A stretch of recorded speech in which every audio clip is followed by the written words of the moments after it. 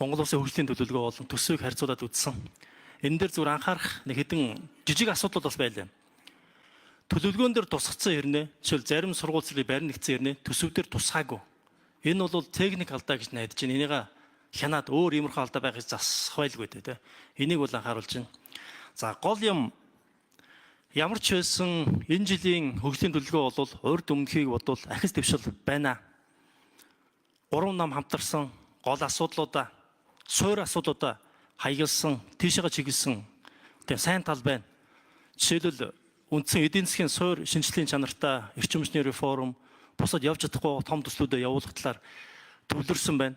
Бас нөгөө хэрэгтэй хэрэггүй байшин барилга бариад байдаг гэсэн бол одоо тэр нь илүү эдийн засгийн суур бүтэц рүү орсон, дэд үс рүү орсон. Эдийн засгийн өсөлтийн суур болох учраас ийм сайн талууд ажиглагдаж байна л да. За энэ нь сайн тал байна. Гэхдээ үнэхээр санаа зовж байгаа анхаармаар хэдэн зүйл байна. Ерэн зүгээр яг Монгол улс ингээ хараад байхад бид нар яаж хөгжих бодлогыг нь цэгцэлж харахгүйгээр шууд ажил руу орчдөг. Ажил руу орохдоо томоос нь эхэлдэг, жижиг төслийг тоодоггүй, жижиг зүйлийг тоодоггүй.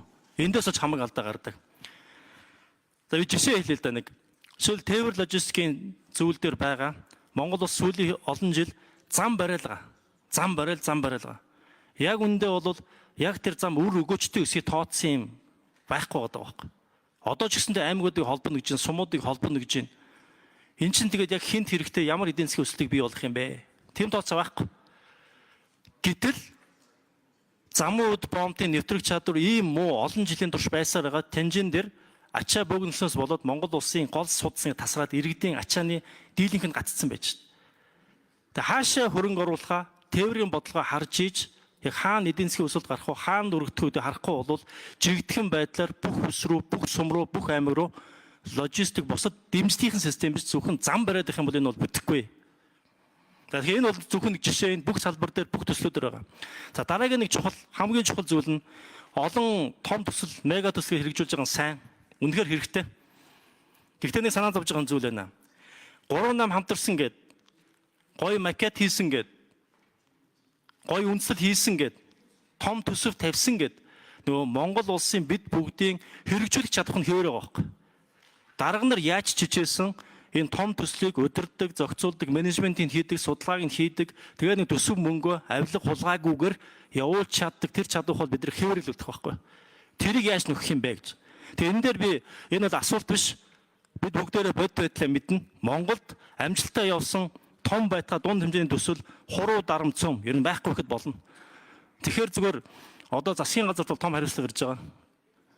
Тодорхой хэмжээний төсвийн орон зай үүссэн. Зээл тусламж нь байгаа. Энэ дээр энэ том төслүүдийг хэрэгжүүлэхэд авилга хулгайгаас ангид үр дүнтэй хэрэгжүүлэх тэр чадварыг яаж бүрдүүлэх энэ дээр онцгой анхаарах хэрэгтэй байна. Саяхан бид нар тэр нефтийн үйлдвэр дээр очсон тэр том ажлууд жижигхэн асуудлуудаас болоод нурсан байж байгаа. Гаццсан байж л байгаа байхгүй. Энийг шийдэх хэрэгтэй байна. Тийм болохоор ямар ч байсан засгийн газар том хариуцлага байгаа. Энэ бол энэ хамтарсан засгийн гол ажил байгаа. Гишүүдийн хувьд болон бусад хүн намын хувьд ч гэсэндээ яг саяын байдлуудаар анхаарч ажиллахгүй алдаа гаргах юм бол хүний өөр ингэхгүй бид нар шүүмжилж ажилланаа. Энэ дээр сайн хянаад ажиллаараа. Баярлалаа.